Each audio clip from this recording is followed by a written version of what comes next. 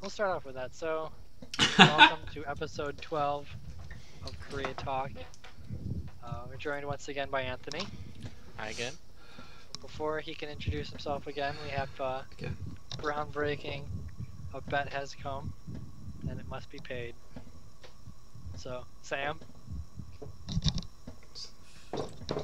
So, for any long-time viewers of the show, or none of you, I at one point made a bet with Peter that quite early on actually that any Months ago. team other than SKT would win LCK Summer. At this point, Jin Air were pretty good. This is how long ago it's like Jin Air was good. CJ just looked like they might do something.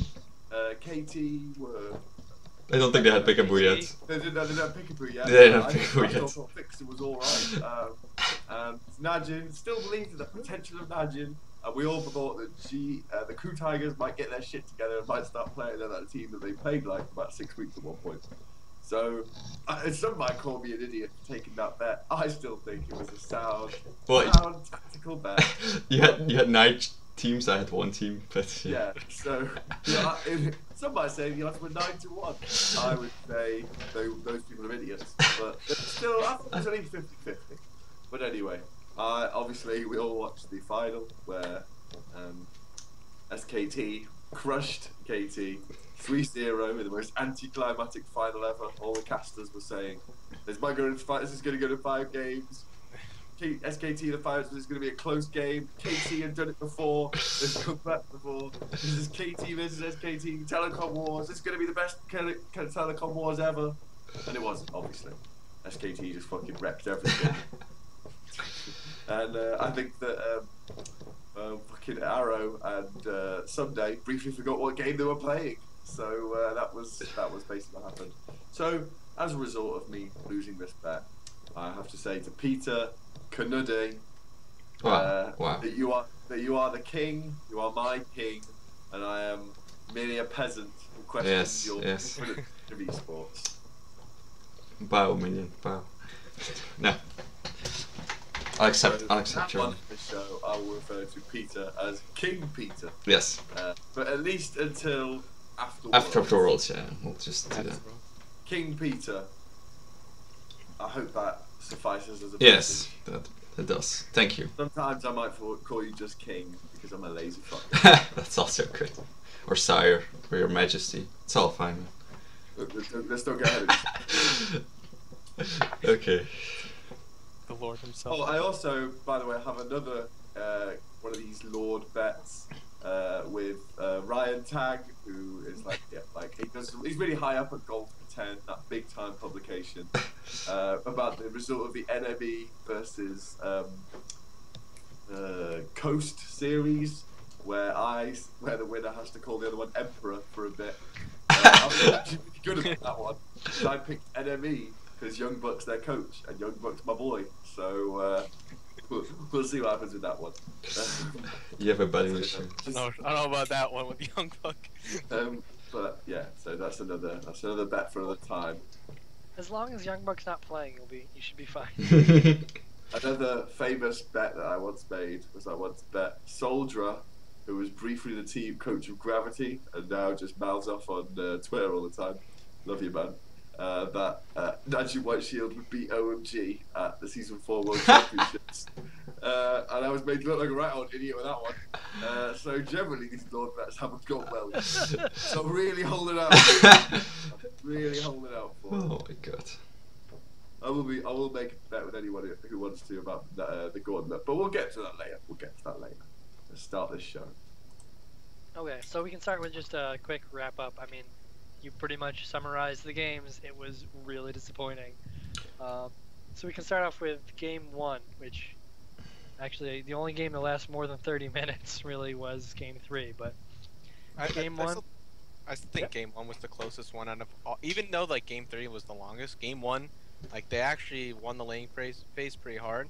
Arrowhead was like started 3-0 and huge on items, and then like the first dragon fight was just an absolute disaster. Yeah, but So, the moment that dragon fight happened, it was over. Like it was just done. Because the comp, like KT ran a pure early game comp. The moment they fell behind with that comp and their power spike, the game was done. Like there was nothing that could have happened anymore. Yeah. They shouldn't I have wasn't that lost. surprised by the LeBlanc pick, but the Vi pick was really shocking. I Yeah. don't know about you guys. Yeah. I was thinking the opposite. I was like, I quite like the Vibe pick. Fuck this LeBlanc pick. I didn't like either, to be honest. I didn't like I either. didn't like either pick, to be honest. Just on the draft, it's Well, weird. I'm not saying I like them. I'm saying I could like the LeBlanc. I could kind of okay. I see what they're trying But- to do, but Yeah, but the problem is that LeBlanc can't dash over the zero wall, so I still didn't think Yeah. it was a good pick in general.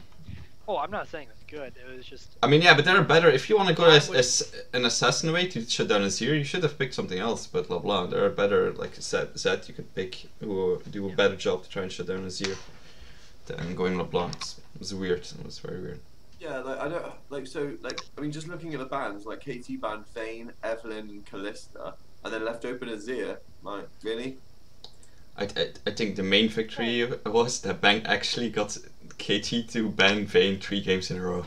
He actually convinced them that he was good on Vayne, so they had to ban it. It's fucking hilarious. I think they kind of gave a No, zero. SKT only Faker banned has Vayne been- once, by the way. No, KT banned Vayne 3 games, dude. Oh yeah, so yeah, Bang convinced. Yeah, I know. I see what you mean.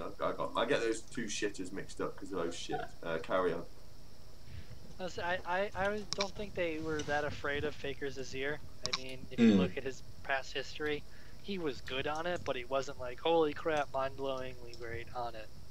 Which is why I'm surprised. I mean, I get the LeBlanc pick, but I was like, okay, they're going to take Victor, and they think they can out-pressure Azir, because Faker's not the greatest Azir, but... Yeah, but the problem is Nagne is an even worse Victor player, so then you have...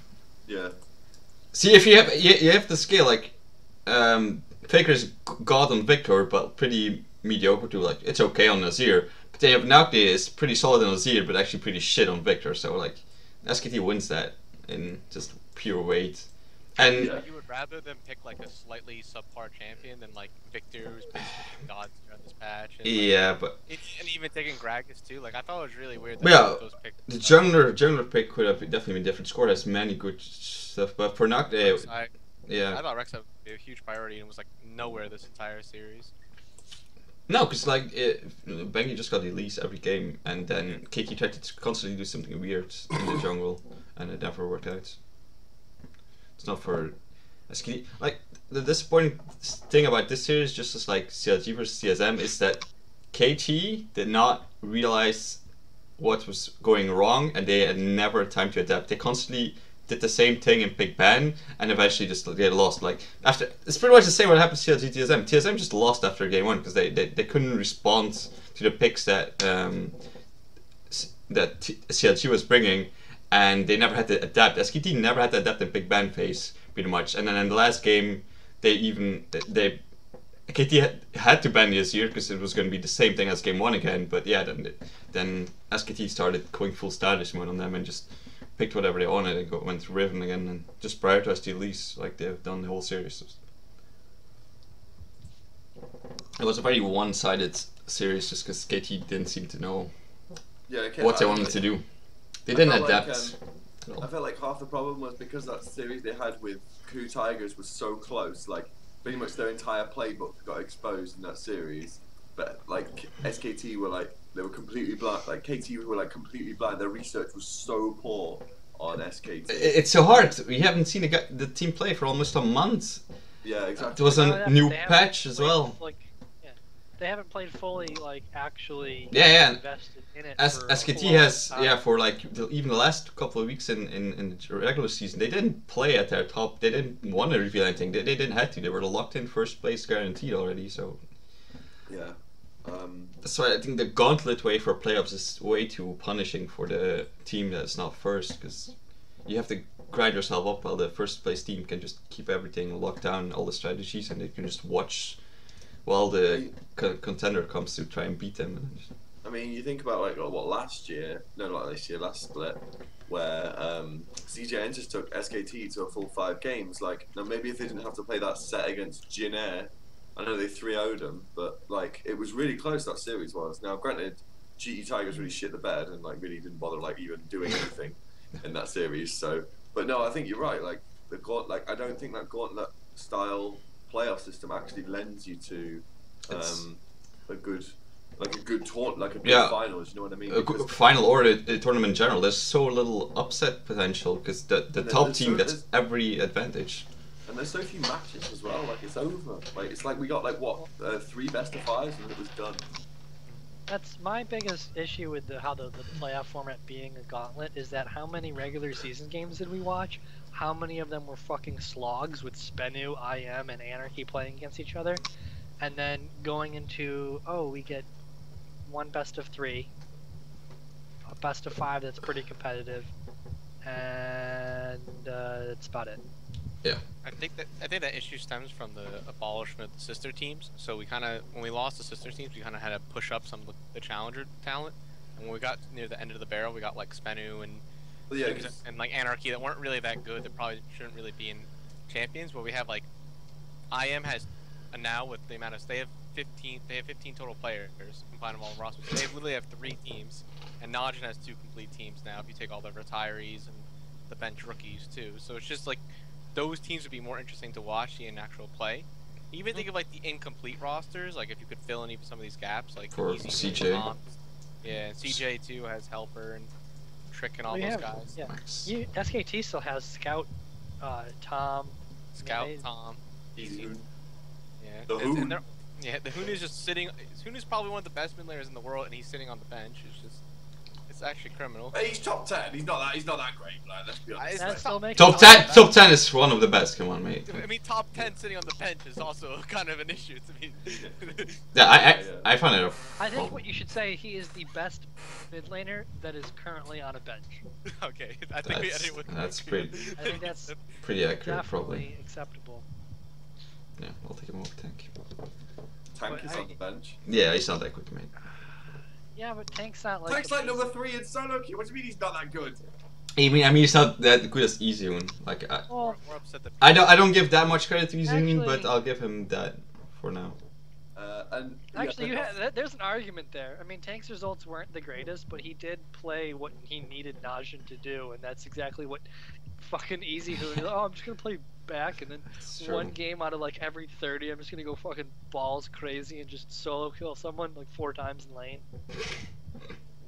yeah, but, we're getting off topic as we always do in Okay. the show because it's so much fun. Well, it's much more fun, but I think the The series we've seen was 2 very- gauntlets now, and both of them have been pretty mediocre when it comes to Very what we mediocre, yeah. used to see in Champions, where you'd have actual storylines and holy crap, interesting, and then you'd have You'd where have you'd have 8 teams, so you get 4, Yeah. 2, 1. Yeah, they can Yeah, use that's the nice. LCS playoff system that you just go 4 into 2. You still give some the advantage. buys are still fucking garbage. Yeah, I hate the buys, but this is worse. The gauntlet is worse than the buys because you get all the way to the final That's true. from getting But- just first. Considering they can't like really do the way, because it was a tournament system, so they have to go back to they have this like league format. So like, how would you make it like reverse in a way that would be like? one round robin. You can't do like these two round robins create 2 games That of would- Spenu versus IM, Spenu versus, and just like I can't watch 6 games of this. It's just fucking Times 3 miserable. or 4. And then you have teams that are like, we don't really care about this game anymore. There's nothing positive coming out of it. You just need to shorten the season. And then if you have 4 of them instead, you could either do 4 of them, or you could just do, you could do a bye system, or you could just do semifinals where it's first versus fourth. No, I think if you did like, I actually think like in this situation, because you would want at most with the way career is like the 6 teams, because if you made it the top 8, then there'd only be 2 teams that wouldn't go into playoffs. Like, so the regular season would be almost even more pointless because the team could like sandbag their entire way through. So I think if you did the LCS system, because while it's not perfect, it is good. This idea of if you want to have a 10-team league, so we can't go back to the glory days where we had 16 teams Sadly. and we had 8 teams that went through and it was all amazing kind of thing. So if you had like 6th versus 3rd, 4th versus 5th, and then the winner of 6th versus 3rd plays the first team, and then the 4th versus 5th plays a second, and then you get a final. I think that would at least give us more matches kind of thing. It because it allows you to have a seed. Like means that seeding in the regular season works. Top 2 matters because you avoid a whole best of 5 series, but it doesn't give you such an advantage that you can just steamroll the entire finals because you haven't actually no one's seen you play for like fucking 10 years.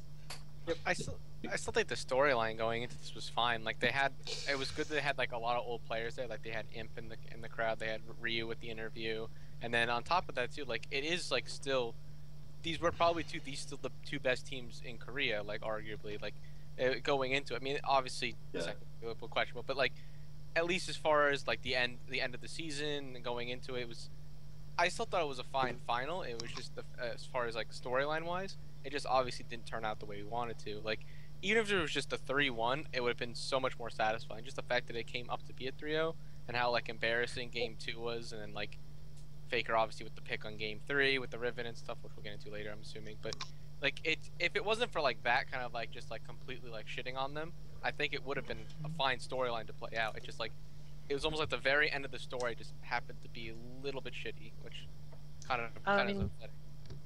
Even old championships, you got to see Blaze versus MVP Ozone. That was much better though, because we had this team who was coming in with this huge undefeated record, and everyone's like, "Oh, it's gonna be over the other one." You had this other team coming in with like the weaker side of the bracket, got some pretty easy games, and then actually turned out to be the strong. They just had 3-0, and it was just holy shit. Yeah. I don't know. The gauntlet seems to shrink the storylines.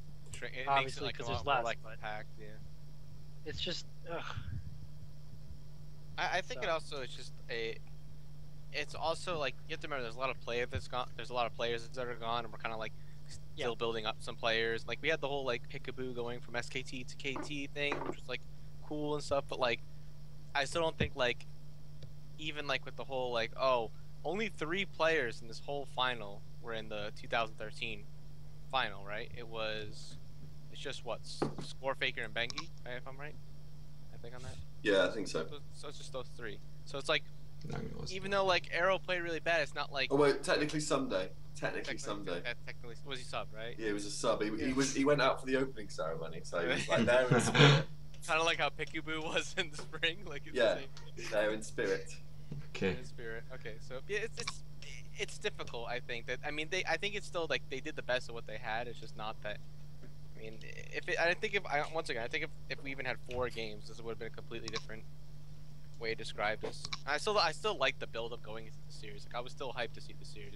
Yeah, that's true. It was a lot of hype. It was the Telecom war, rivalry, past player betrayal kind of thing. So still. Pickaboo joining KT. And I thought, props to OGN as well for what they did. With showing like there was Rainover in the crowd as well, like Ryu, Inset. No, Inset wasn't there. Imp. Zero was there as well, and it's Zero, but we'll get to that later. I'm trying to think of some other ones that were there. Imp was a big one. Yeah, Imp was. I mean, it was oh my god, that fucking shirt! That shirt. No. I want to buy that shirt. Good luck. Hart was there as well. Like quite a few kind of like big names in the thing, but that was almost more interesting. The actual final was like spotting going, oh my god, it's not Blue. Well, like Hooney was probably there. He just didn't get showed because he's not actually like known in Korea really. My issue with seeing all the players is like, oh man, if only they were playing the game. Like if only this final contained them, that would be so much better. Yeah. Hopefully in the rebuild period next season we'll finally start to see some of the Chinese migration come back. We'll see, even if it's just a trickle, some of the old school players finally melt back into Korea. Hopefully playing for Flame. Hopefully comes back, but. See, I think they're just gonna be like, whoa, these EU and NA teams made it to Worlds. Fuck yeah, we're going there for some easy money. No, please. Like you want an easy ticket to Worlds. NA is your bet. They could fail. They could be Piglet, or they could be part of the. Hey, remember, like, I just want to put this out as a note that out of the, let me think, there were 9, 11, 12 Korean players playing in North America right now. Only one of them made it to Worlds. Bless boy. Lust He Boy was is before the. Lust Boy is the only North American Korean player to be at Worlds. He was gone before the Korean Exodus occurred Yeah. too. Yeah, exactly. So technically, and he also is like the most outspoken one about how he hates Korea now and how he loves America, kind of thing. Like, Yeah, he's the only one who can't possibly come back. Like, he no turned- team will touch him, he like, turned into an American. It's so funny. Yeah. His Like, that's Twitter's it. hilarious. So like, just like think about that for a second there. Like, I don't think a lot of these North American teams are going to be recruiting Koreans in the same way they did in other splits, simply because. Okay, Sam? Sorry, I don't think a lot of North Americans owners are going. SKT is definitely going to be like able to play. Yeah. And when we do, we're gonna after we talk about. I mean, because well, Sam's not here, but we can just quickly go through the games. I mean, it's obvious that they were not great. Game 2, Faker put the hammer down with Diana and had God, Sam. impressive, like that was an impressive display of lane phase, and then a couple roams where he really Also, got all the Malphite pick got all the was. hilarious. The Malphite versus No, Ash it was very. at the end of the game. Yeah, that too. But it was just clever Malphite versus Fizz. Shuts down AD Fizz so bad, so hard. They really couldn't get anything going in that game. No. Pure drafting again and then just Yeah. mechanical outplay. Out of all the games, Game 2 was just the biggest stomp. Like, Yeah. the minute Arrow was like 04, 05, and he had 2 items. Yeah, he literally had nothing, and the game was over. I was really just messing around. That game was over from draft phase, and I had no idea what was going on. The whole time, Score is sitting at like his red buff, and he's like scared to even grab it. Like, it was, like, I'm used to them going for like deep wars or just in general like having very like synergized movements, and there was just none of that this series. People just getting picked all over the map. Faker going ham like there was no tomorrow. Malphite basically 1v1ing, 1v2ing in the bot side. That was the most absolute disaster series for KT. Bang had twice the amount of gold that Arrow did. And Arrow only finished Infinity Edge and Zerker Greaves with no enchant. When you break down the draft and what Nagane's pick patterns in the first 2 games. So in the first game, KT coaches are obviously aware that Nagane's a shit victor, so they go for the Blanc pick, which is kind of like a sort of like a gimmicky comfort pick designed to kind of create early pressure and this kind of thing that fails miserably. And then in the second game, they just pick Nagane Victor. It's like, well, you already agreed that he's shitting it based on the first game, and then on the second game, surprise, surprise, he does fuck all with it. Yeah, and SKT got the counter pick as well, so like sort of. And I mean, it's once again, it's another weird draft, and this was like, this game actually, it was like as far as comps, even though it looks weird, other than like Sunday's pick, like I like the support. I like the whole like Rek'Sai Thresh thing, because it was kind of like this. That was a very big combo that Peekaboo and Score had been running, and it didn't work out. It was just like it's just so weird to me that like did not make any pressure at all throughout the map. I just felt like whatever it was, the got whole cut series, Score was very timid. Bengi constantly was able to out pressure him together with Wolf and knew where to go and stuff. Yeah, Score was not looking on point at all. Serious. And I hate to say it, like Bengi actually played like really, really good, like mechanically too. Like a lot of hit cocoons, a lot of hit like just impressive like 1v1 mechanics too. And like repels and stuff. There was a couple, there was 2 or 3 repels I think throughout the series where he escaped at like literally 100 HP, and I don't know how he got out, but like it was just like that was like reminiscences of like the old Bengi in 2013, just out of nowhere. Game 3 kind of he started being a little bit more careless, but. Everybody. I think the entire team was a bit more careless, except for Faker in Game 3. He was still. It was very nice. But they were already celebrating, like they already won. They already won. You know what I mean? Like, pretty much.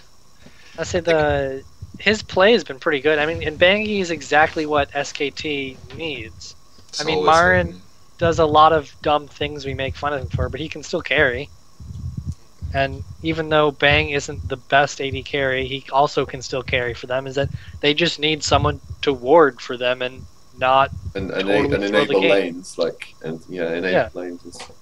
But the other issue as well is that to first pick Fizz against That was SKT is issue. bizarre because like the only time SKT ever played Fizz is when Marin played it as like a counter pick to like Maokai, Maokai. like that. Yeah, like Marin doesn't strike me as the kind of guy who's going to confidently pick Fizz blind kind of thing because he knows it's not. it might get wrecked kind of thing. Not only that, but Sunday is your star player of KT. Like I might rag on him a bit, but he is genuinely like an S tier kind of Casper player. So he's your star player. Yeah. So just first pick. It never works out first blind picking your star players champion kind of thing. That's never historically worked out for Faker. No, but even then, when first picking Xerath, like I didn't work. Yeah, but that's not his champion. Mate. No, but again, like it's very very bad. I know. And then that just leaves you open to like a Malphite counter pick, which just shuts down the AD Fizz because you can't do anything. Like Marin was getting destroyed in that lane, like, and then he had like no items. So obviously, AD Fizz can't do anything without any items. You know, like he had a Trinity Force, and like it was just that draft. I want to sit down with the coaches in that draft and like kind of work out like, what their thought pattern was. The only thing I can think of is that they want to try this flex, but Nagni doesn't really strike me as a Fizz player. Nor why would Faker care if Nagni plays Fizz? Like Faker could handle mid Fizz also. So first picking Fizz is only good if you want to flex it like Ku did against CJ. I think I can remember when they did it during the playoffs. Just surprised they did that, considering Marin is not a Riven player. So like, there's the other counter to Gnar and to Rumble has been Riven, and if he's not that player, why are you picking a counter to the Maokai that you know he will probably pick up? When you can just pick up something that he's not really going to counter with, like the Maokai is not really going to do too much against it. I mean, we know Marin's not a Riven player because in Game 3, where someday picks Gangplank and Riven's open, SKT even pick the Riven, and I was part of me like, oh, is Marin going to play the Riven counter pick? I know Faker just went mid with it and just styled on him. Like that was all that happened. Like, so like that's the ultimate BM really. Like you have like the kind of the legendary like counter pick prepared for this Gangplank shit. And then you don't even use it, kind of thing. You don't even need to like follow those win conditions at all. Like it's just like this series was such a blur. Like I don't even understand what KT coaches were thinking in this series. Like it was such a failure from them. Like something from the drafting too. The fact that Maokai got through once, if not twice. He only has one professional loss on Maokai. I know they keep bringing up the statistic, but still. Like, it's way better than his Rumble, even. Like, I still think Maokai is, like, literally Marin's ideal champion. And the fact that it's up... Yeah, the fact that it's up twice this series is baffling to me.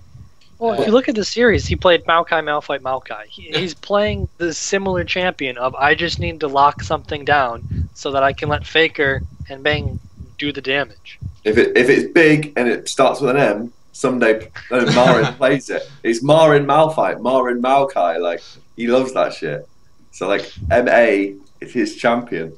So what? Yeah, like it's just it was just bizarre. Like not bizarre, bad. Just terrible from KT coaches. Like.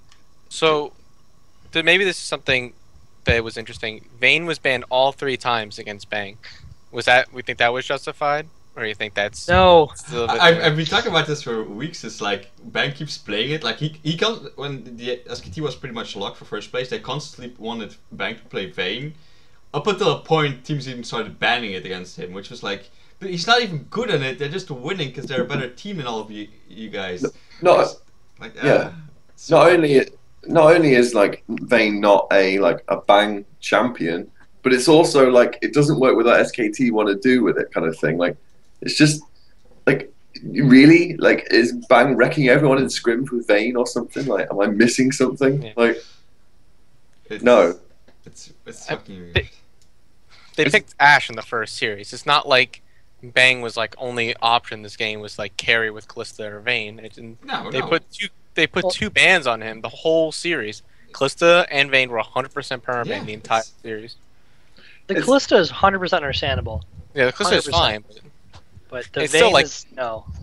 They had literally, if you think it, so they're amounted to 1 ban the rest of the series. So in game 1 they banned Evelynn, which was irrelevant.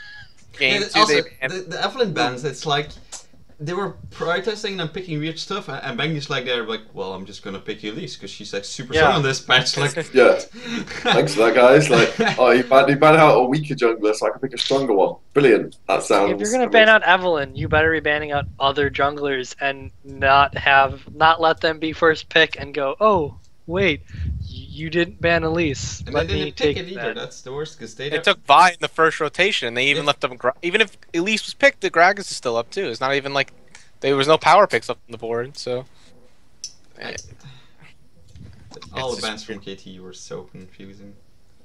I mean, picks on them as well. Like, if you looked at just the draft phases alone, there was no scores on it, kind of thing, and there was no teams on it, and you just said, like, you asked anybody who knew anything about this game. Sorry, Reddit. Which team wins this series? Like, there were 3 matches. One of these teams wins 3-0. Which team wins 3-0? You obviously just go SKT. Like, the SKT picks would win 3-0. Like, you know what I mean? Yeah, so in the third game you could question it, but yeah, you don't know who's playing the river mid, of course. Yeah. So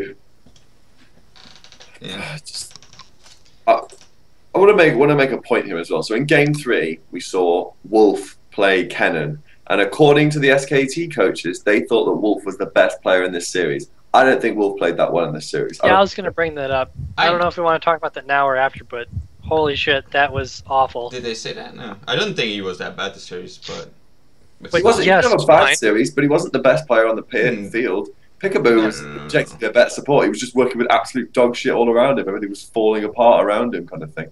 And he got caught a couple of times. Faker was definitely the best player. Yeah. Playing the series. Peekaboo, also Bangy was just not Peekaboo. I mean, Faker and Bangy just won that series outright again. Bangy was doing great, but Faker was definitely went off, and he definitely deserved the MVP that he got. Yeah, but of course. I can't believe that they would think Wolf deserves that more than Wolf's either best series. Either Bangy or Faker. This wasn't like his best series. He was fine. I was just glad he Wolf is often like a hot or cold type of player, right? Like he's like he's on or he's completely awful. So this was he was mostly on. Like it was pretty good, but he outshined a bit. There was more playmakers.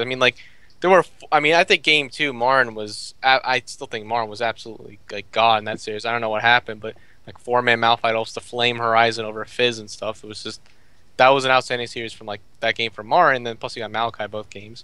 And as much as we shit on him a little bit, it's just there was a lot of other people that played a little bit better, I think, than Wolf in the series. Yeah. And just when you look at his I mean, first off, I want to talk about Marin's Maokai and why Marin's Maokai is one of the only Maokai players I know of who he never fails that twisted advance. Every twisted advance he does is always on the right target. It's always instantaneous. He never has that awkward moment where he has to stumble up because of the low cast range on it. He seems to judge the cast range. I know it's a targeted ability, but it's a targeted ability that can put you in the shit quite easily because of the way it works. But he never gets put into the shit when he uses that ability. His twisted advance use is so kind of just almost reactionary. It's sort of hardwired into him. In a way that I don't see in any other Maokai player. I don't know whether I'm just seeing something that's not there, but his twisted advance use, especially in the game 3, the way it isolates the perfect target always, and then the way that he always uses the arcane smash as well. It just kind of every time his Maokai combos are perfect kind of thing. And that's why he is a legitimately incredible Maokai player. And again, his Malphite in that game 2 was went off as well. It was, he was smashing people in left, right, and center, landing amazing ults. Marin had a great series. But when you look, game 3, sorry. Yeah, but when you look at Wolf's Kennen mechanics, I just don't think they were that impressive at all, kind of thing. I don't really think he really knew what he was doing with that support Kennen, especially when you compare it to Gorilla's support Kennen. It wasn't as good as Gorilla, but his zoning was still good enough in team fights to make them win all the team fights together with Marin. Because he had some really good zoning ults, but you can say that.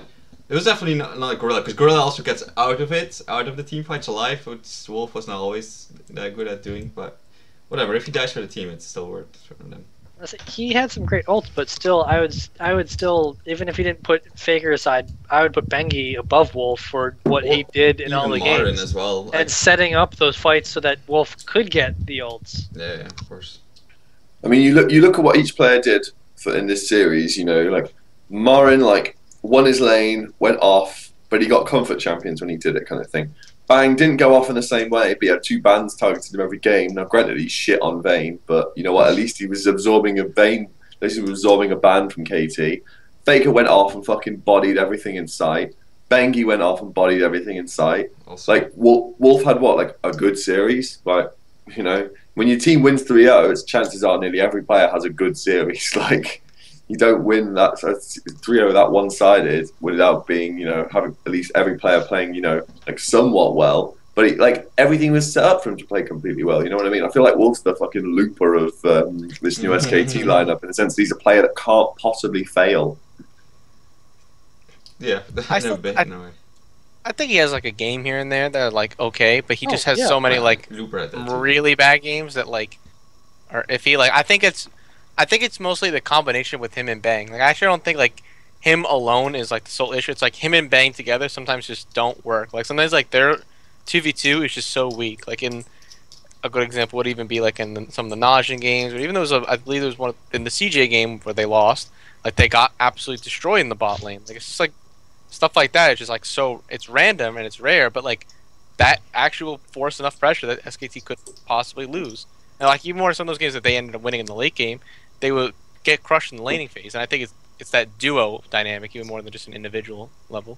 Was it last split when Bang Peekaboo was still on SKT? He played a couple games and like their bot lane was performing pretty horrendously, and even though they were still doing well, and then Peekaboo came in and they like got double kills all the time. Like there was 3 or 4 games where they were just like, oh, time to get kills in lane, which is something you'll never see really with Bang and Wolf, and it was very surprising to see that. And then Peekaboo left.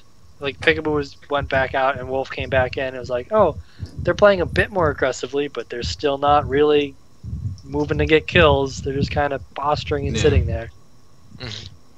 But yeah, I don't think it's a problem though. They don't need to be that.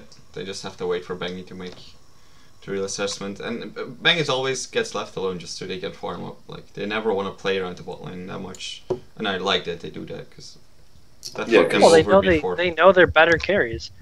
Bang this series played Ashe, the nerfed Sivir, and Ashe. So he was just, hey, don't die, be our initiation, and follow up some damage. Just throw some extra damage in there. Put your utility in, speed us up or slow Yeah, them down. he played the utility character. I felt like he was, you know, like if it went for 4th game, probably would play like Varus or something. You know, that's how much of a utility carry he was. Like, he just played utility champions, you know, even the And he nerf plays them Sivir. well enough. He Yeah. does not die in lane, and he is able to hit freaking arrows like all of his arrows are very, very good. Yeah, Not all of them, but he's very good at initiating with them when time comes. For sure. I still a bit. Bang's Ash is still not as good as Prey's Ash was, though. No. Prey, the Ash master. But he's good enough for what he needs to do on his team. The we pressure may is also see- different.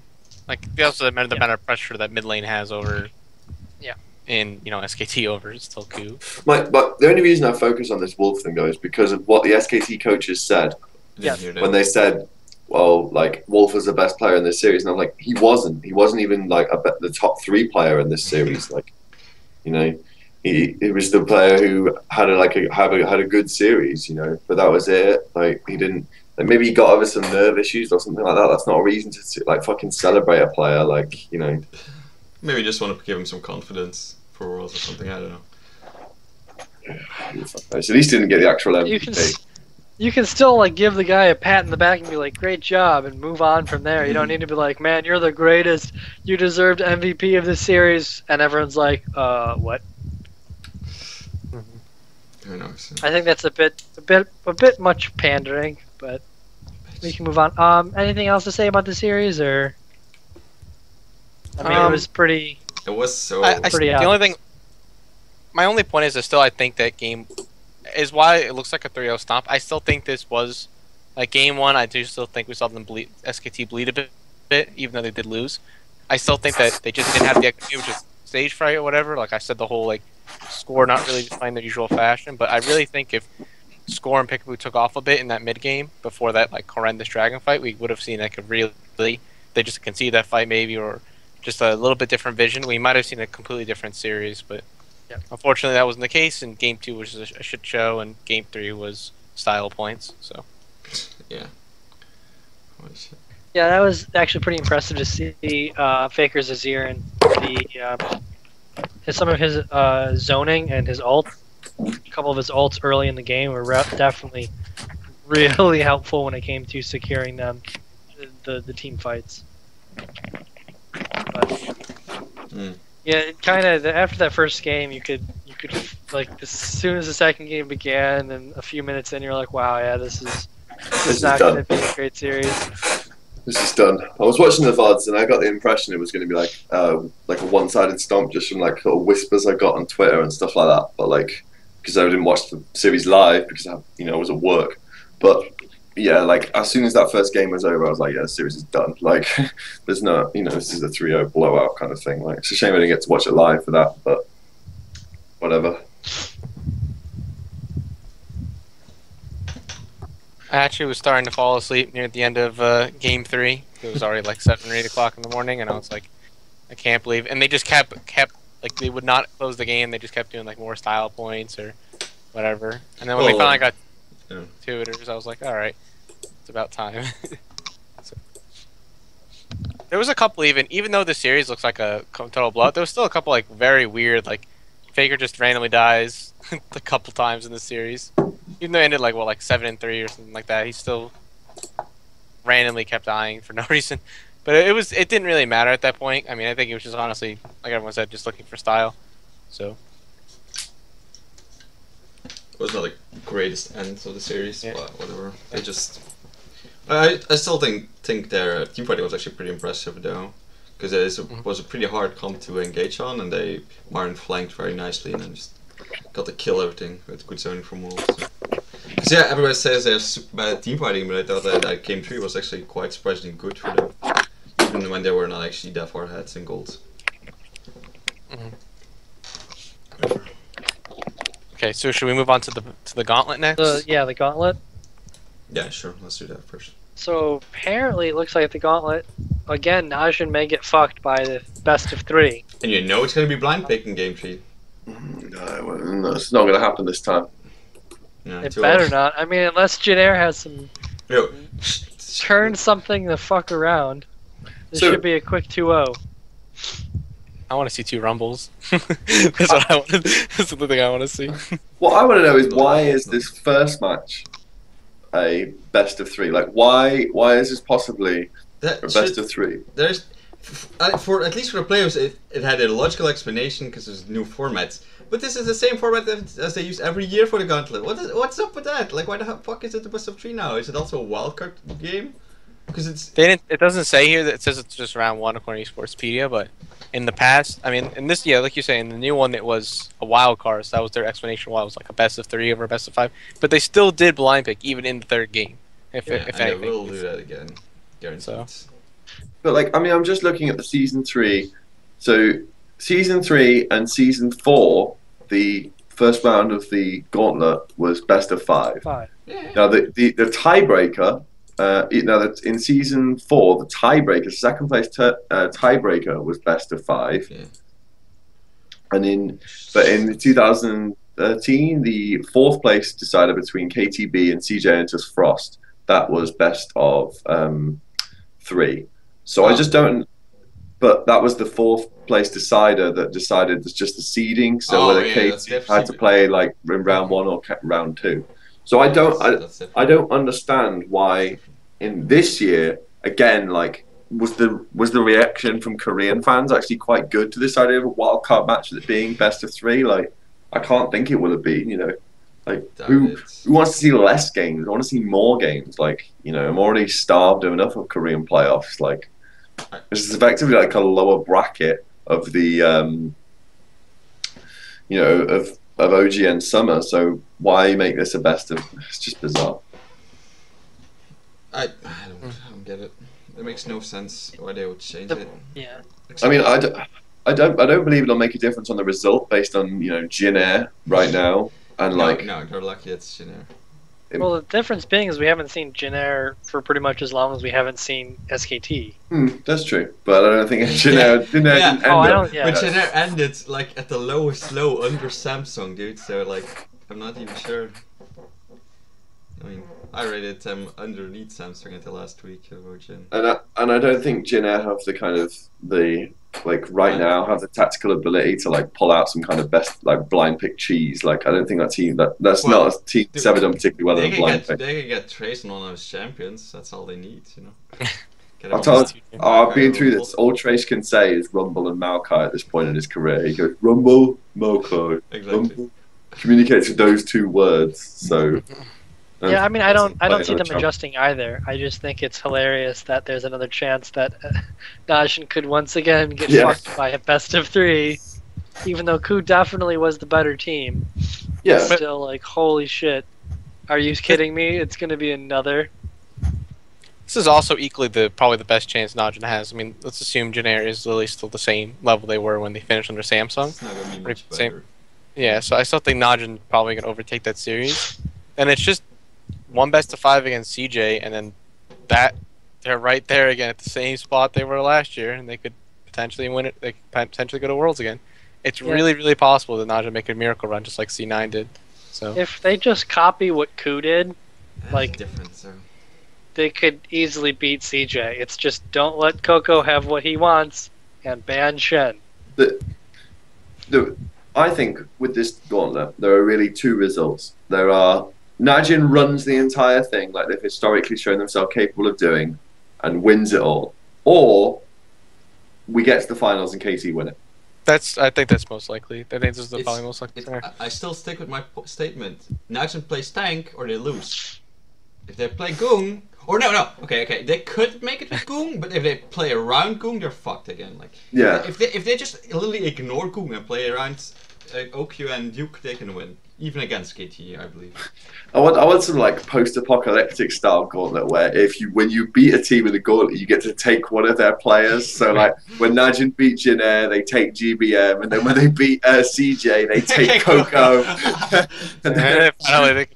They beat Jin Air and they take Chaser. They beat CJ, they take Coco. They go Coco, and then they have the full team. And then they beat KT, they take Peekaboo. Yeah. Oh my god. It's like this weird way they evolve into like the ultimate team. That means they get to win Worlds. That's what I want. Come on, Korea needs to band together and build this like post-apocalyptic absorbing of you. They can't swap anymore, sadly enough, because of rights rules. So that wouldn't be able. Wait, what do you mean they can't swap anymore? They can't add those players, even if they want no. Like it's long term. Contract negotiations alone would be disastrous. Yeah. Like negotiating contracts in 24 hours, like that's not possible. Even dance and also, what a kick in the teeth that would be for like Goog and Watch, like and Pure as well. Like you just very end of the road, you just beat that team. Well, I'm just gonna swap you out now. What? I think Pure would be fine with it. He's probably like, well, I had a job up until now, you know. Yeah. At least I was the last one to be replaced. I'm surprised that no one's ever like targeted Pure in any of these series. Like, because Alistair's like really is only like super impactful like champion. Gets it a lot. I think people are afraid to go into like a war against everyone. Like if both teams are banning the supports, it's gonna get really bad down. Really bad. Yeah, and there's always the capability of OQ just taking over the bottom lane as well, and like just absolutely. The Lucian ban probably will be very prevalent in any game. That's the thing is, we have to see some Lucian again. Kalista has to be banned. Yeah, you have to ban Kalista against Kalista and Lucian, right? So I mean, so and then you have to either take away the Lucian or ban it. Who is like Jin Air? So if they go with Captain Jack or probably Jack. Pilot could play Lucian. Yeah, but Pilot. Well, Jack's done because Sivir got nerfed, so. Yeah. So like, I mean, when you just look at like the first round, like if you don't ban the Lucian against Najin, then like maybe Captain Jack can take it away, but I don't think Pilot can play Lucian, so that can't be a takeaway from OQ. Because remember, like there's always a possibility you take like Lucian away from Okyu, and then he just picks Corky and just like does Willy and Lane anyway, kind of thing. Or he's open for his Vayne pick, like just to, like Okyu is the player to watch in this series, kind of thing. Like we know Duke's going to win top lane, unless they keep giving him Ashe. Then it's gonna be... Well, actually, he's quite good at Ashe, but it's about. Najin aren't good at Ashe. Najin was dude. The game 1 against Ku, they destroyed it with Ashe. Dude. Oh, yeah. Okyu is good with Ashe. It's just a problem that they need. Then they're way more reliant on Goong to carry. They need to protect him. The main damage threat, and that doesn't happen. And that's a problem. Or he doesn't revert into his flash into a mount fight strategy that did not work out so well. Yeah, no, it's very clever. But yeah, it's fine on Ashe, but the issue is Goong going to actually protect him? You can put him Ashe. They just have to put Goong on something defensive again. and give Duke a carry top laner, so then Goong doesn't have to do shit. Just keep Okyu. Duke has played Lulu a little bit, so it's not like not much. That's be a priority, to be honest, for Najin. Do we know what patch this gauntlet's going to be played on? I think it's 5.15, I believe. Same one as the. Pretty sure it's the same one as the playoffs. It's 15. Okay. It's this post Sivir nerf. So Sivir's nerfed, but still played. Yeah, she's still fine doing damage. Yeah, still does her damage output fine. It's just her ult's lost all its utility. Her spell shield still works fine as Not well, all. but a large chunk of it at least. Any other champions that are strong now as well? I think 5 and 15 was mostly Nidalee got nerfed and stuff. Yeah. Victor's a pretty contested pick still this series. Oh, Both, yeah. it's still probably the biggest first pick I think between these two teams. Yeah, if Vijay wants to win, Let's they say- just need to pick Well, Victor. what I'm really tries asking- to secure. What I'm really Release. asking is there's not going to be any Mordekaiser on this patch. is there? Oh no! Nobody I plays don't know if Fiora yet. Mordekaiser until Worlds. All I that stuff is saw- going to be in the Dark Soul worlds, unfortunately. The only thing I saw in 5.16 was the Flash Wolves versus the Hong but Kong that- Esports that wasn't- Saturday. Yeah, but That had nothing to do with Worlds. No, that was just in tournament. That was just them giving a big FU to Riot and letting Raisin play. I guess. Pretty much. No, I mean, like, this series, Najin just should, like, completely went out of lane unless Jinner found some weight back. Cause you can't forget what talent still is on the line. They still have Chaser, they still have GBM, who is gonna have good games. Their bot lane was never bad either. Like, I still rate Pilot as well. yeah, And Yeah, Pilots are same. pretty Yeah. good. So, like, My issue is that Shay as well. Like Jinner still have a good roster. Don't get me wrong. Still So have, they should start. So they should start Pilot and GBM if you had to pick the two over Kuzan and Jack. yeah. I've said it enough times. You do not want to put Kuzan and Pilot in at the same time. That's Yeah. fucking horrible. Kuzan and Captain Jack, sure, but you can't use Kuzan and Pilot. Just the biggest issue too is that when Jin Air started to decline, it wasn't individual skill. It was They played. were the Team Liquid of Korea, where they were like, guys, we're good for the first 10-15 minutes. Wait, what about Dragon? We've completely shit the bed and we don't know what to do anymore. When we used to be amazing and bait people out during objectives, had take no idea what to everything. do. Like, which is sad because Jinner used to be like such a strong Yeah. team. Like, So yeah. I mean, they have great players, but that's irrelevant if they haven't fixed the issues that clearly looks like they're They had done they playing had the together time. as a team. Yeah, that's the point. Did they just give up after that, or did they that month or something they got now finally thought like, okay, let's buckle up, let's try this, because they could.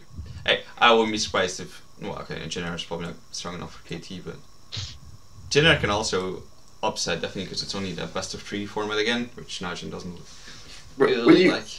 When you rank teams and their ability to win this regionals, I think the only team that don't have the possibility of winning this regionals is CJ. Yeah, CJ. CJ. Because I think CJ are so done at this point, like They got so so done. exposed too. They have like 3 players who should who's- really get the fuck out of that team. Like, seriously. well, the Ku CJ really showed you how this is how you beat CJ. Like Yes. this is the playbook of this is how you beat CJ. It's not difficult, guys. All you need to do is play ban and pick phase, not bad, and you Yeah, win. just focus Coco and they If can't there's do like an anything. Azir ban, like half the game is already won. Yeah, You ban Azir and you ban Shen. yeah. It's just Like really- you prevent Shy from playing the one champion he's had any significant impact on, and you Oh, ban And then, Coco's and, then, and, greatest then, player. and then just keep diving Coco, just keep Yes. swarming him from all angles. So he's like he's in some kind of twisted nightmare where he's stuck on Twisted Fate and it's like a 4-man dive. Like, no, I meant to be diving. What is this? Remember that like 4-man gank against Nagne where they came in like all 4 different angles? They have to do that like 5 times against Coco and just keep killing him over and over again. So Yeah. And then Space is down the bottom going, don't worry guys, I've got some creeps. Space is at the tower. He's like, help me guys, help me. Guys, I'm playing Vayne. Look how cool I am. Revert to an Urgot last pick. But I mean, Jin Air, we will see, I would say, who's going to play in the finals from the Jin Air Najin. If Jin Air actually is able to put things together and get back to what they looked like before they shit the bed, like, strategically, they could probably beat Najin. Yeah. But it's all about, are they like that? Or is Chaser like, I can't wait for China. I can't wait for China. Yeah, Can't wait for China. You Thinking about have big that, money, and we he's still going have for also house. a problem with Trace, because, you know, Trace is the one legitimate issue other than the fact they have no team play right now. It's like, if he only Yeah, plays I 2 chat, man, maybe Trace can still play fucking Maokai. Yeah, maybe he can start playing Malphite too now. You know, it's not very hard. Just walk That's into the true. lane, smack something. There was a point for any long-standing LCK fans out there in Season 3 Spring where Trace played a lot of Malphite and he was pretty good at it back then. He used to play a lot of things, but He- you know. He also play a lot of Rengar, too. Yeah, he used to rush Abyssal Scepter and then something Oh, like that was the build. That's a good build. And he just used to and he played well. Like, I mean, there was one game where he got dumpstered by Reaper Elise. I know, right? Real throwback here, but generally played pretty well. Yeah. So Like when he was on AHQ Korea. God, back team. So we both think Jin Air and the winner of Jin Air Najin is going to move on to play KT. Yeah, I would. Now, who do you guys think is going to win, Jin Air or Najin? Do you all think Najin is going to win? Yeah. Yeah, I think because that's I cannot be convinced about. Yeah. So we all think Najin's going to make it versus KT. If Najin can play how they did in that first game against Ku Tigers, Yeah. I think They don't even have to play that. It's close. always the condition with Najin. If they can play like they did in this game, then they can win the whole thing. But even as my Yeah, bias Najin. aside, I still think Najin's just No, the yeah. If you win one game, you can win 2 more. Jet Yeah. logic. Well, Oh shit, I just realised what I've done there. Like, just tilt them, it'll be fine. Yes. Genera jet lag, I just- that's the ultimate. I don't think Jin Air is. I mean, I don't see them overcoming all of the issues they seemingly had because it wasn't a player issue. It was them being able to play coherently, and it just seemed like it was a complete breakdown of comms, of yeah, attitude. everything just- I mean, every game you saw Chaser, he was just like super angry, pissed, like before the game began, like, God fucking damn it, this contract holds me in for Yeah. another like the fact that he didn't play the last series for Jin Air is like, what? I think he's already got like his snake offer or something like that for like Yeah. fucking $400,000 a year, and he's just pissed off the Beast gets to go to Worlds and he doesn't. Like, I want to play in China with all the fun That's- jumpers. I want to play on a bit with Spirit, Cow, and Dandy. No, That's my issue, is that I don't see him being like, I don't see the team being prepared for it. And Jin Air's never been a team that's like, guys, we're gonna surprise you with crazy off meta picks. It's just like, nope. No, they It's No, not, the meta changes. Jin Air prepare to lose a lot. Yeah, that's the other thing as well. Like, generally, Jin Air have not done well with patches. Sometimes they find a comfort on a particular patch and they go on a bit of a run with it, but they never look like they read the patch notes very often. So I think they're worse than me for reading patch notes. I haven't read patch notes for 2 years. I just make it up on the spot. Oh, God. It used to be a case when there was like one patch every 3 months, you didn't really need to read them because then they'd just go into the game and the casters would talk about all the patch changes. You were like, generally, and then you'd learn just by watching games. Like, apparently now Rengar's really good top laner. Oh, who would have known it? Oh well. But now there's a patch note every fucking week. I ain't got time for that shit. You need a dust drop. There's Yeah. a lot of downtime when you're waiting for your computer to do stuff. So KT versus Najin / KT versus Jin Air. We think it's KT Najin. So let's just talk about KT Najin. Yeah, 'cause Think we're Najin has a chance? 100%. At least it's back in meta. Watch it's is fucking time. now. Hi, played Kha'Zix once. Is it time? Is it time? Oh my god, please don't bring that up. That champion pool is fucking atrocious. Bizarrest thing ever. He just Shyvana. Hey You joke guys, about I'm that not a now. jungler. he looked at the You're using me history of because the I can shot call. junglers. He looked at the history of all the junglers. Was like, ooh, I want to try this champion, and this champion seems good. Oh, Shyvana was popular 3 years ago. Let's try that again. Who is it who linked all the junglers that are going to Worlds this year? You know, it's weird. Bengi, Hojizdom, Reignover, Lulex, Amazing, Xmithy, Santorin, and High. Holy shit, that is a dump truck of trash. Quality junglers going to Worlds. The best, honestly, Bengi, the best jungler is Bengi. by far. And that's not saying much. That's really... Well, he's turned it on better, but he's not like, oh man, I can't No. wait to see Bengi make some sick plays with jungle Yasuo. Nope. I can't wait to watch Bengi ward a lot and then support Faker and Marin. Hooray! Okay, let me think. I'm not 100% convinced of this. Though TB So- clearly thinks he's the best. So, but no, you still got to remember, like, China's still got to do its regionals. So, like, Swift. Yeah, you got, there's- like, two Chi- of Chi- Swift, Cacao, I would Clearlove, and still say Bengi is better than Swift. I don't know about that one. No, actually, no, I agree with that. 'Cause Swift makes so many dumb fucking mistakes. Yeah, but he really Well, goes our off characters- sometimes. Swift, if you're just taking the positives, Swift is way higher. If you're gonna put the negatives in too, it's like, whoop. Bengi is higher again. So. Bengi's negatives are so much less than Swift's are. I'll give you Cacao. I'll give you Clear Love.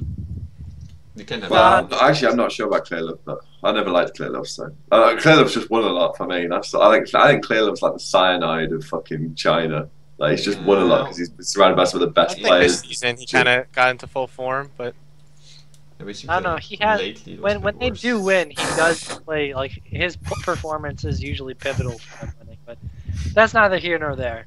So back to what we were talking about. Yeah. KT versus Najin. KT versus Najin. I think KT is fine if they realize their mistakes they made versus SKT, but and then Yeah. It's based on how well the team can evolve. So if KT can evolve from their loss at SKT, watch Najin's games and study up and have a good draft phase, they can beat Najin easily. If Najin can get the right momentum and get the right kind of get the right form down, and you know, kind of they can also blow KT out. You know what I mean? Like we've seen. Like I can't stress enough. Last time, nobody really gave Najin a chance, and they gained so much momentum and so much kind of power. Like when they went into that series against KT Hours, like as soon as they won that first game, like I remember everyone going, "Oh my god, they're going to do it! Like they're going to do it!" kind of thing. Like the first game was such a big blowout, and then when they went against SKT, like that, they were the massive favourites against SKT, for out of nowhere. You know what I mean? Like because of how good they were playing. Like, so if Najin can get the right form, because they've got that whole series against CJ as well, that's such a confidence booster. Just piling on CJ 24/7, that's going to build up anyone's confidence. Oh, poor Coco. Like the way the gauntlet works is like, I mean, yeah, it's great to be the first seed, but the last seed is also a good position to be because you can take all that momentum, as it were. Pretty much. so in the actual context of the game though, who do you think is going to be like okay, if we had to take a player right now that's going to be like the ideal carry, like who like what out of these three lanes, like what is the biggest impact? Do we think okay? It's assuming That's like, negative impact. Goong versus Nagne to me is even like a Nagne is obviously superior, but like it's gonna be a little bit of like a wash to me. Whereas like Duke It's versus pretty Someday is like irrelevant. the big hype is the big hype up matchup, and then of course. if Oku and Pure shove in like really early, that can create enough global pressure. Like I think that is like a big deal based on the draft and how like that bot lane 2v2 plays out. The I think it's more about score, to be No. honest. How You know what's gonna what happen? impact score can have in this series. Game 5. Everything is on the line. Blind pick. 2 Lulus.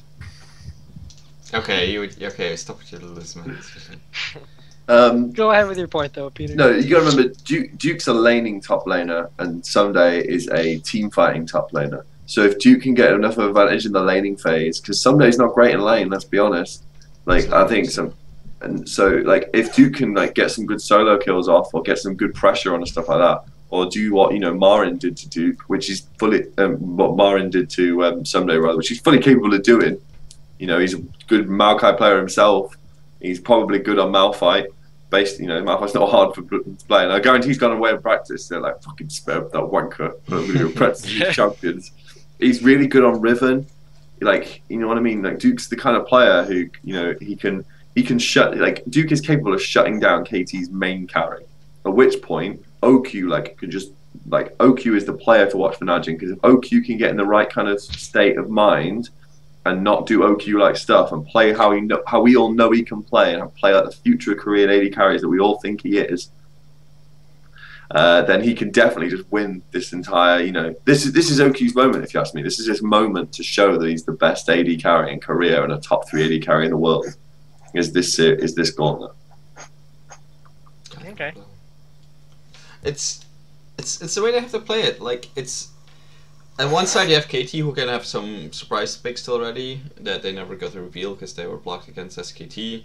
And the way Score has to pressure it with Pickaboo is like, Watch is still not gonna be fucking great or amazing or do much other than run around a bit and hopefully gank now and then. But it's famous last words. Remember I played last gauntlet? Yeah, whatever. He dumpstered Cacao in his last gauntlet. He has to offer a lot of versions for that to happen again. And then for Nigel, it's all about how they just have to play around OK and Duke, and then it can be really exciting. That might actually be one of the most exciting series of the last months for Korea, if Nigel gets to go against KT. Depends on how to play. It's so dependent. So what about this possibility? I know it's like really kind of probably not going to happen, but what about if Najin just goes all out and they just stick Tank and Peanut in for this entire series? Does that improve their odds or lower their odds? For me, it does. If they have dealt with the shot calling, well, to be honest, they have usual good shot calling. 100% it would deal with Peanut, his play.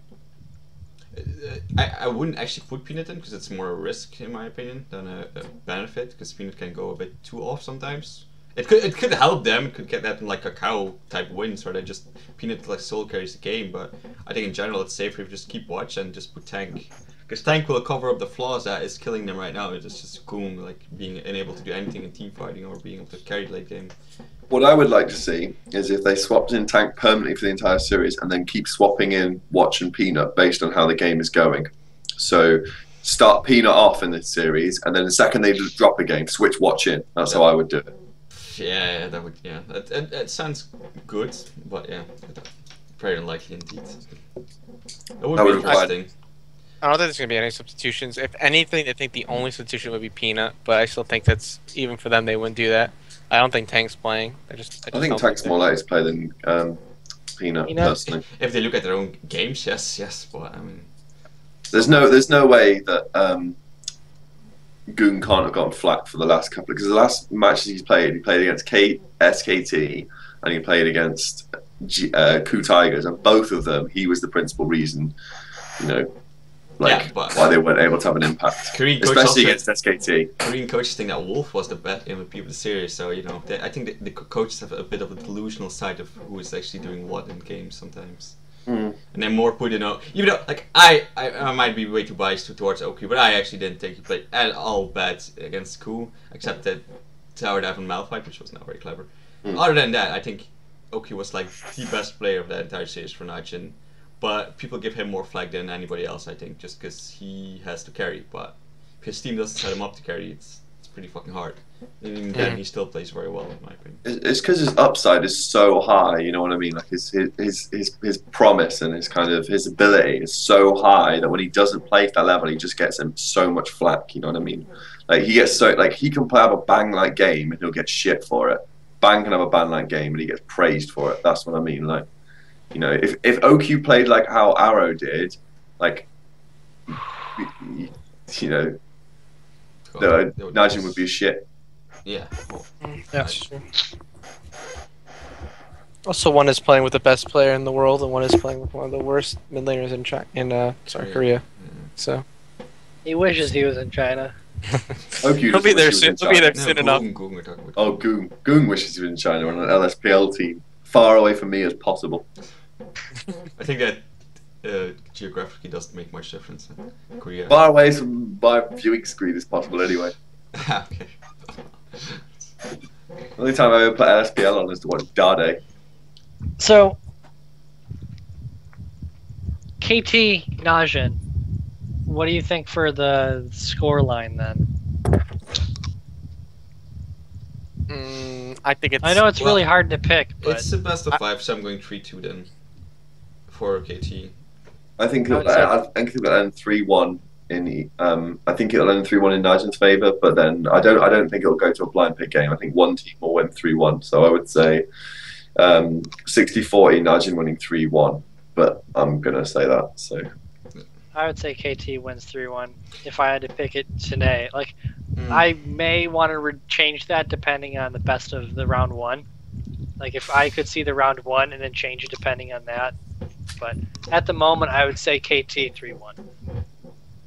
But to be fair, if it's going to 5 games, Naj could actually. But I just think. Well, it goes KT to 5 will win. games. It's who the fuck knows. Yeah, I just really convinced KT should win that right now at least. But I mean, like Naj can just like C9 just get a lot of.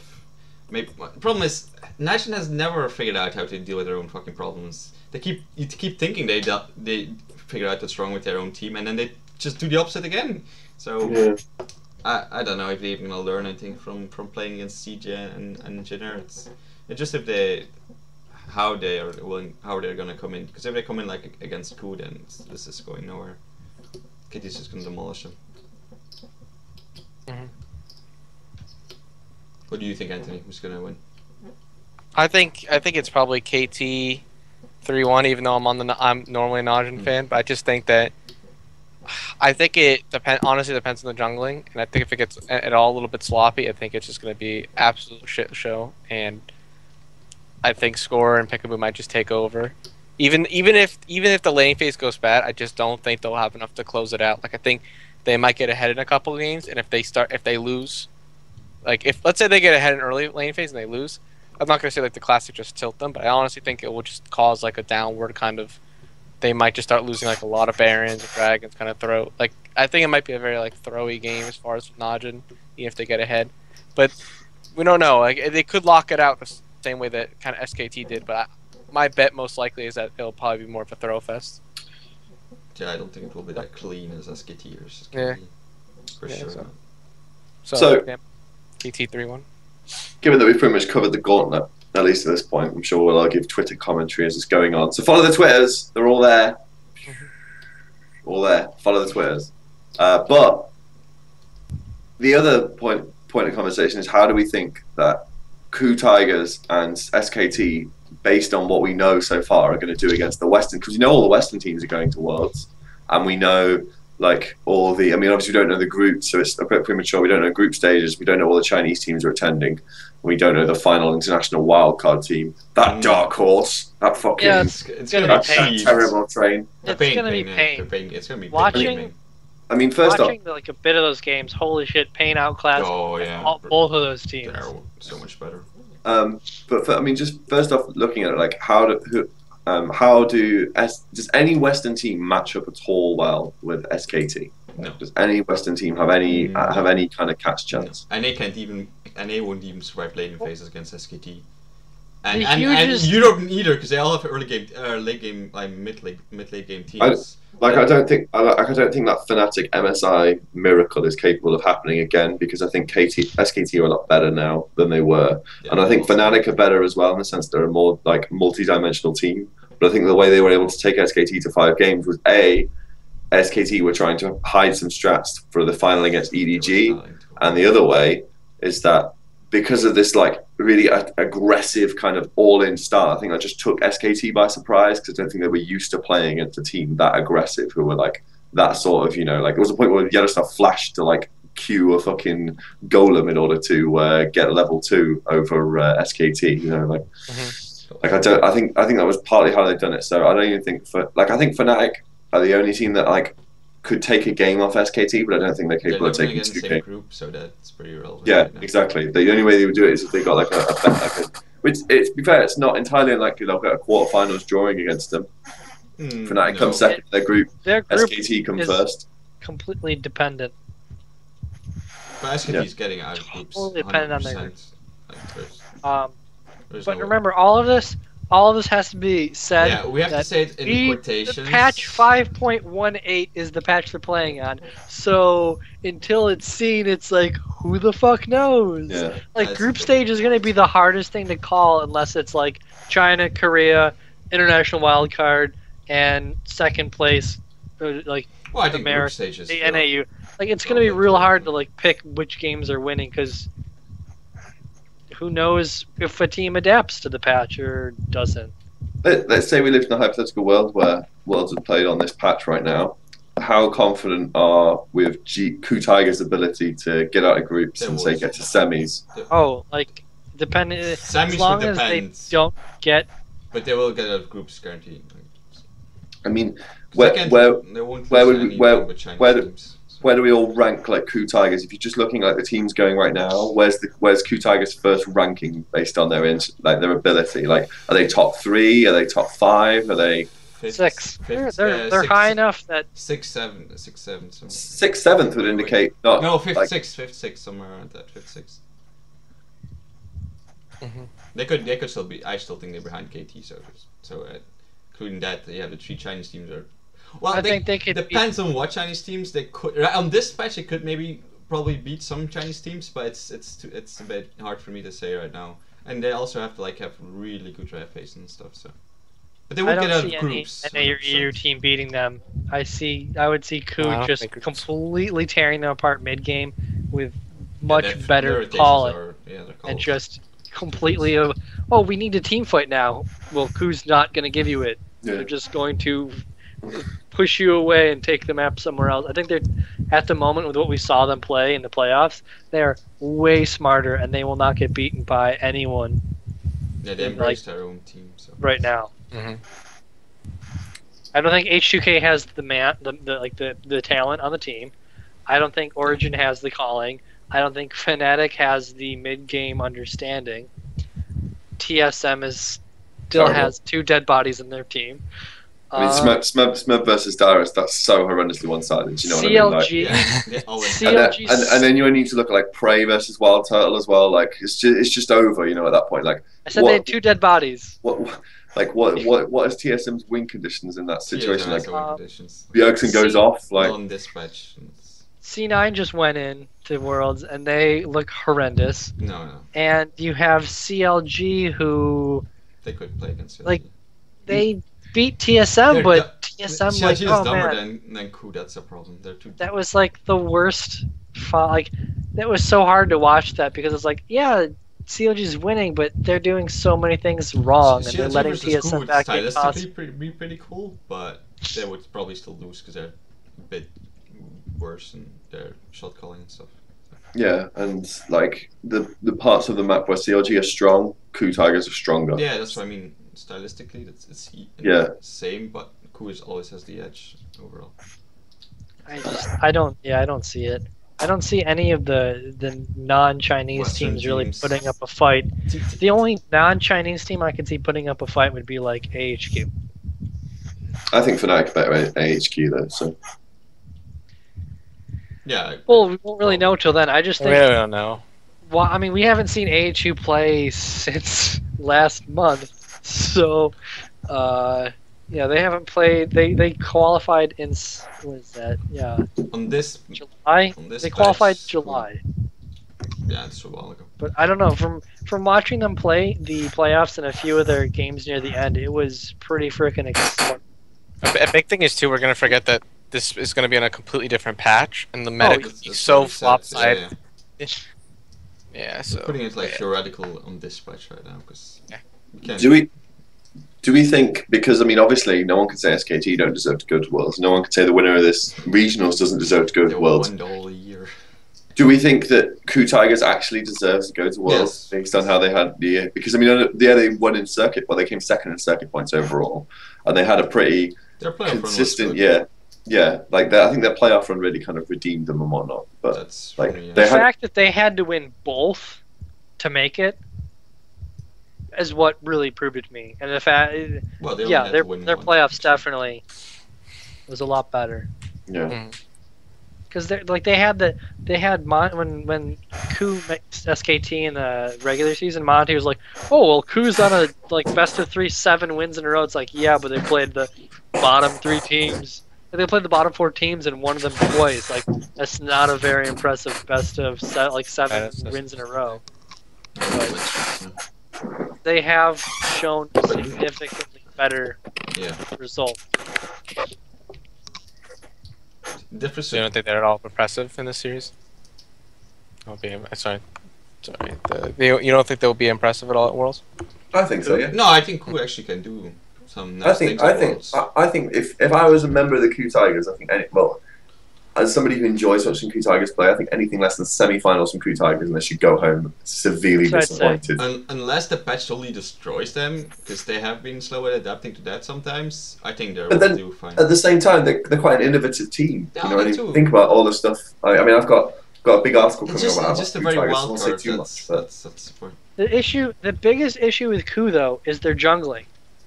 The jungle talent at this Worlds could potentially be the worst role we've ever seen, like combined of all the players. I have every region. Like of all regions combined, yeah. I think the Ku Tigers, unless like the entire team gets destroyed by the patch, I think semifinals is where they would shoot for. Like semifinals is what makes it a good Worlds or not. If they can get to finals, it's great Worlds. I think if their goal isn't semifinals, even with the patch changes, I don't know what you're doing. I think you have Wisdom and Hojin, both are not very good, but the best part about them is that they both are great at not the same thing. So depending on how the jungle role plays out, is it more of the Lee Sin warriors, or is it going to be more of the tanks? Is it Hojin, or is it Wisdom? So you can swap them out based on the meta, basically, right? I think that is the single best aspect that Ku has going for them when it comes to that upcoming. Yeah. The other benefit that Ku Tigers have is they don't have because I think, maybe this is me like thinking too much, but I think the reason that Samsung Blue and Najin White Shield, part of the reason I think they underperformed at Worlds is because I think a lot of them already had these Chinese offers on the board when they were at Worlds, so I think that a lot of them didn't really care too much kind of thing about their performance at World Championships. Well, but Ku Tigers are unique, and the fact that they're the only Korean team that has loads of Chinese money already, so can't get a big Chinese offer because they already played for a Chinese team. They just played for a Chinese team that happens to be in Korea. I will disagree that Samsung Blue like underperformed at Worlds. I mean, they went to semi-finals against their sister team and got beat. Like, they got beat 3-0. Yeah, but at that you point, can see that coming though. At that point, White was way better already than Blue, and they were just so dominating lane phase. You could see the meta slowly shifting from when Blue beat White.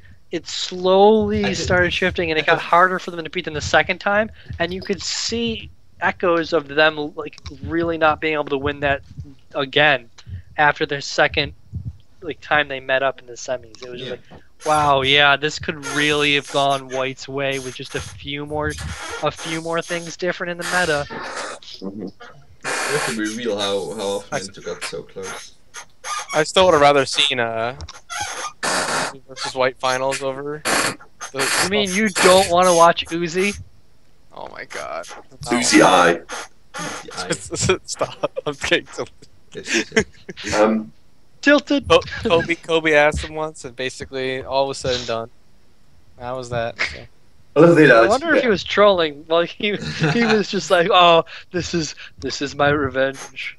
I love when he asked. He gave us an analogy about all these pros aren't bothered about how their name's said. Like he went up and asked Zephyr how he says his name, and he was like Jeffer, Zephyr, and he was like, I don't know, whatever sounds cool. Like, you could tell he was just trolling him. Like, at least it's not Zet Engine. With his attempts to be Jet Engine, but nope. Oh god, that name. That was such a thing. I don't know. I don't see any of the Korean or Chinese teams, even if the Korean team is Najin, Jin Air, or KT. I don't see any of them losing, like not making it to quarters. Like, no, if you don't make it to quarters as one of those teams, shame. Yeah, I thought Fnatic would be better, but actually, they showed. Origin mostly showed that I actually. I knew Huni was overrated, but And Reignover actually too, but I think it's So it's here's the, exploitable. so here's the big question for you: why are all these Western teams going to Korea for their boot camp when apparently the good teams are in China? Because China is also, I don't think they know. You get Probably about more you get about comfortable 50 ping though. they're probably a bit more comfortable in Korea. Yeah, I think they also have just some everything Koreans is- with them. Yeah. And little Susie They probably. there's a lot more English speaking people that will help them get Yeah. around, like get the apartments, get to It's places, easier. do that. Also better internet. I think those are big positives. But then the one thing we haven't said about Fnatic, because I mean I know we're not EU talk or anything, but we have talked about them, is what happens if top lane becomes just tanks again? What happens to Fnatic? Yeah, they're super fun. Like, if the- this is something I said since the beginning that like originally I was one of the big proponents that Otoame was a little bit better than Hune at the start, because I honestly saw Hune's like the best like in his style, but like if that style moves out of the meta, He's not going to be very effective. And going into Worlds, we have a lot of players, especially from Korea, who are adept at both styles. Like, I mean, Marin's a great example that can play, but as much as he might not be like the best top laner in the world, he can play both styles. Yeah, He's I mean, good. He just has some stupid things he does. Yeah, exactly. He does what C9 does. Let's push up the lane and not fucking ward like idiots. Yeah, I mean, the problem with Huni is like because he's such a young talent who's outside of Korea, as it were. Like in a sense, his growth is kind of weird because if he'd stayed in Korea, I think he'd actually be quite good at tanks because he would have got the training and the coaching necessary. But I don't think You've been forced to. Yeah, but I don't think I don't think Daylor is going to be like you need to go on Maokai and play it all the fucking time. I think Daylor's a great coach, probably the best coach in the West, but I don't think that he still really compares to like 4 Korean coaches that Korean teams have. Yeah, I think he's experience lucky and that background. Fnatic also understands that he is one of their carries. It's him and Fabivin, and they're going to pool resources into him to make sure he does not fail. Yeah. But I think Reckless is not he is the number 3 carry. Number 3. He's behind both of them. he does go off in some games. Occasionally, He's very he's he doesn't have to though. He's just Still the 3rd. he's like, like Bang. He he's doesn't like have to. I think he's better described as the San of his team in the Wow. sense that if it Yes. goes late enough and the other members haven't carried, he'll just start at that point. He'll start taking over in the way a late game AD carry can do. In the sense that you don't often see other Western AD carries take over a late game quite in the same way that he does. But anyway, not EU talk. Is there anything else you want to talk about Korea here? Not too much from. I was. I can't remember now. We covered the gauntlet, covered the finals, covered the MVP issue. Yeah, no, yeah. Like I said, Fnatic is not a threat for me. So any Well, I guess- team from Korea should make it out of groups easily, and then will depend if they get to play Koreans versus Koreans versus a better Chinese team. So But- we know Ku is going to take Wisdom and Tucson, or Wisdom and Hojin. Hojin. Who is SKT going to take for their sub? Easy here. Probably Easy Hoon. Probably. I kind of hope not. Well, to be fair, I I don't think would hopefully Tom. I don't think Tom is going to do anything, to be honest. So, at all. I mean, Bengi right now is just works too well with the team, so it's a bit dumb to like try and replace him. Maybe Scout. There's no real upside to putting in Tom at this point, No. especially because of how well Bengi's playing. And while I don't think there's much of an upside to playing Easy Hoon, there is a bit of an upside. Like he is slightly better on specific champions. So one champion. That's realistic, yeah. Maybe 2 if Ziggs comes back. But the Here's problem. hoping. Can't that's wait a- for those 70-minute games of No, Ziggs. Ziggs not Oh, coming God. back, man. Ziggs not coming back. Of course, we'll play Ziggs. That's No. my favorite picture. Their matches do not help Easy Hoon at all right now. It's a very weird focus they have now on HP stacking and tanks. I really hope they do shuffle around some of this talent that's on like SKT's bench because it's so good, and it'd be really good to see them I would play like to good. see Tom play more and Peanuts. There's tons of players we don't even know that are probably playing in the houses of SKT, KT, Najin, That's- CJ that we don't know Jeanette. their names. Do you know have like 14 players or something ridiculous? And just like, wow, I wonder if we could get Sister Ch. No. Okay. Sister teams Can are we bad. can we get them to play in the sub league? Nope. No, We're gonna put our main roster in. that's just because they need to win for some reason. I don't even know why they do that. They won't practice, I feel.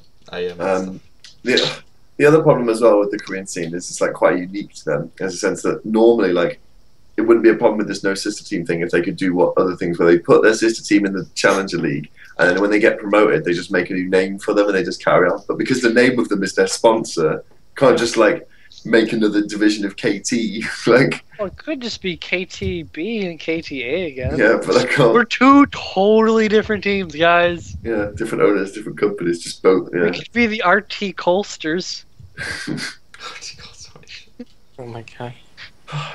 So, anything else, or are we just dragging this out? I can't think of anything else we need to I talk think we're about. good. No, we'll go deeper into World's predictions Yeah, next week. When we know the all groups teams. at least.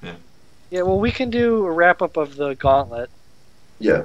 Next show we'll cover the gauntlet, and if we know the groups at that point, we'll cover the groups. If I we don't know wonder the if they're groups, gonna then we'll pick do a it. special show cover the groups. Like all the teams should be qualified as of Saturday. Saturday. Yeah. So I How long? wonder if they're gonna wait till closer to the tournament, or Yeah, because they said they were doing a live group drawing, but they haven't said on what day they're doing it. It's they probably can just do it somewhere in into- Korea. They could just have Riot Korea do it, considering all the teams will be wonderfully in Korea. Yeah, they can all be there and say hi. There's a fun live drawings of cacao. God, that's Cacao. actually fun. Sadly, I don't think he'll be, but yes. Good call. Alright, let's just wrap it up then. Thanks everyone. Bye, Bye bye. everyone. Anthony. Thank Thanks you guys for for having me coming on in. again. Right, thanks Thanks, for coming in. Anthony.